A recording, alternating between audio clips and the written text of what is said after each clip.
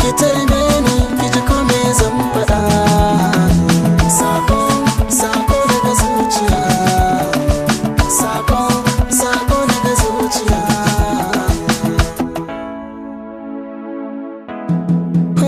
Burina shine na mallake ki ne, saurara ki ce sabon da naki ne. Ba wani jin daɗi mai kyau in baki ne, ba wata soyayya mai kyau in baki ne. Babana da mama na sun yi na'am da ke, sun caron mu za a yi taho da ni da ke. In shaku da juna alkawarin mu da ke, sako daga zuciyata ta ce na bayyana.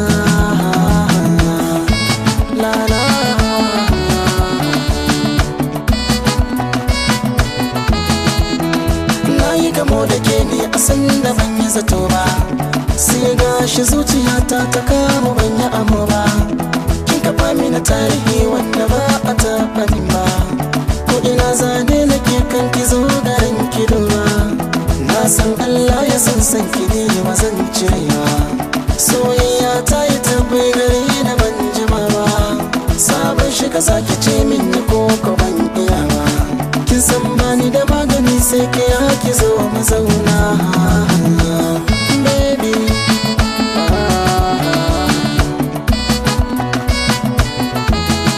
Allah sarki so mai saka zuciya ciwo, in ya shige ka kai kama da mai kiyo.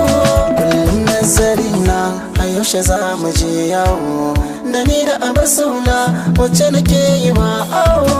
Kina da kalamin so mai saka zuciya iyo, ni na fada kogin san ki ciki na zagayo.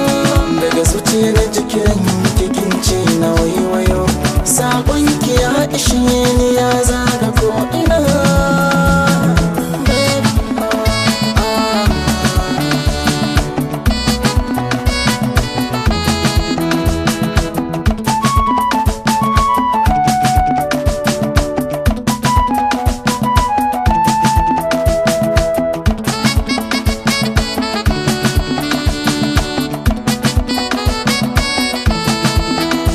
Ta ke ci a gidan gaban motata, ɗan uwana sanki shi yasa muka samu fahimta. Batutuwa na ke ci san batu kai na yawaita, abokanai na sun ce wai zuciya kin ka asirta. A ɗan zaman da mun kayo da ke na gane, kina da kyan hali hakan ya sa na manne. Ke ce kin ka ce mini ko babu kayan daki, zami zama mai lafiya lau da juna.